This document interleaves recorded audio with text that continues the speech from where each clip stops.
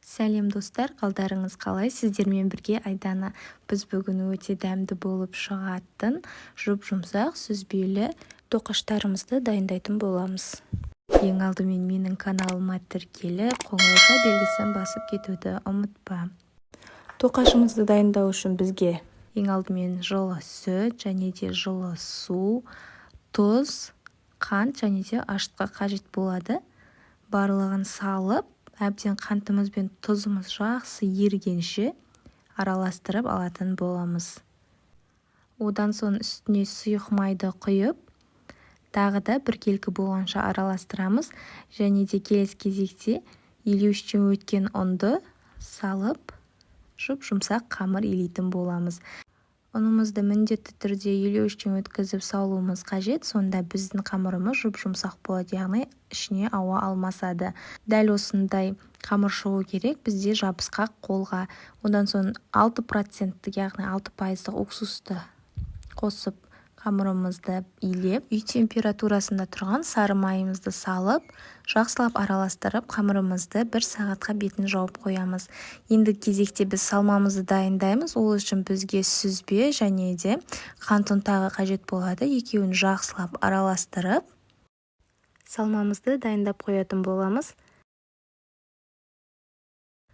Ендігі кезекте көтеріліп тұрған қамырымызды алып, май жағып, түсіріп аламыз. Столдың үстіне дәл осындай болып, қолға жабыспайтын болады.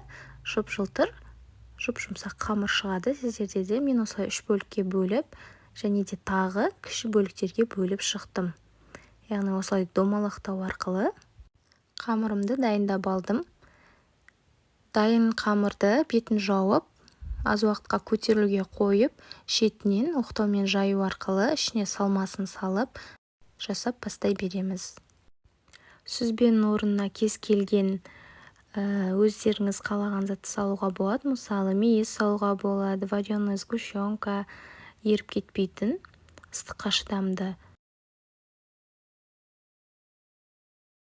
Дайын болған тоқаштарымызды жұмыртқаның сарысына кішкене сүт араластырып, осылай жағып шығамыз. Және де мен бетіне маг сеуіп шықтым. Өздеріңіз қалауларыңыз бойынша кунжутты себе берулеріңізге болады.